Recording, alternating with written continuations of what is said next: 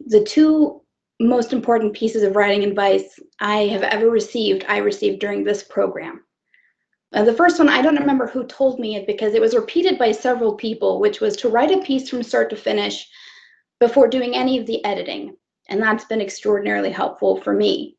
And the second one, though, I very clearly remember was told to me by Robin Wasserman in our first semester research workshop, where she told us that writing first on good old pen and paper means that you can sneak in a guilt-free round of editing when you transcribe your notes to digital.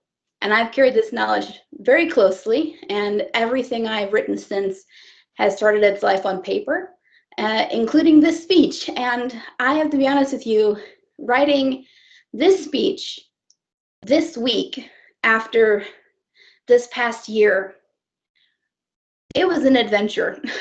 There is a cartoonish, borderline criminal pile of crumpled pages in my office wastebasket. My first opening was just an uninterrupted chorus of obscenities. But then I remembered that graduation was bound to have a mixed audience, and I didn't want to be held responsible for the rapidly expanded vocabulary of any 5-year-olds that happened to be watching, so I scrapped that plan. I also spent a lot of time trying to imitate the eloquent speeches of graduates and faculty who I'd heard speak in semesters past. But it occurred to me that my classmates, my friends, didn't choose me because I write or read like someone else. I was deeply humbled by the realization that they had chosen me because I write and read like me. Although that didn't make it any easier, it was hard finding the inspiration to write this speech.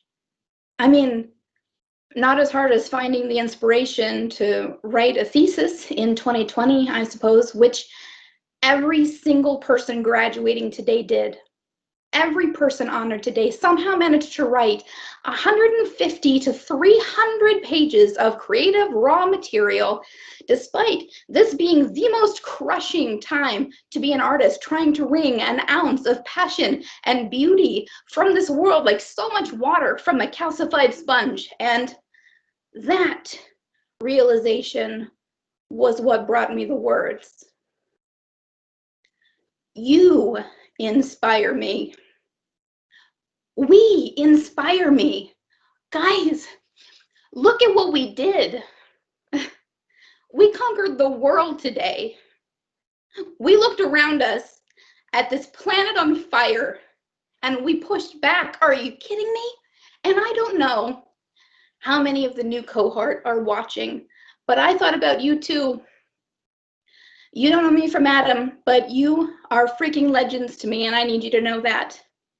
I decided to get my MFA 2.5 years ago, but you crazy, delightful maniacs woke up one day in the middle of this pre-dystopian landscape and thought, you know what I'm gonna do? I'm gonna earn a terminal secondary degree. Come on. And there's no doubt in my mind that you'll accomplish that, because I've had the distinction of working with this miraculous faculty and the privilege of building a family from my fellow students. And I know how strong we all are. I know how capable. But being strong and capable doesn't mean every hour spent writing is going to be easy. There will be days when words will just pour out of you faster than you can write them. But there will also be days where you have to cut yourself open just to excavate a single sentence. There may be days where all you do is wake up. But I'm here to tell you that that is still valid. You get credit for that too. This is me giving it to you. As we all, students, graduates, faculty, family, go on from here, the climb is still uphill. There are disasters and evils that make striking that spark feel impossible. But there is hope hidden even in the dark places. A good thing always ends, they say, but where does the good thing start then? It starts when the bad thing ends. It starts now. It starts here. And by here, I mean wherever you are. That line would have been more impactful if we were all sitting in the same room together. And in retrospect, the good thing, bad thing bit was just this too shall pass, roughly chopped and sprinkled over a public school education salad. And honestly, this whole speech is a meandering, barely coherent patchwork quilted from the garbage in my office. But the point I'm trying to make here is this. I believe in you. I believe in us. And I always will. Thank you.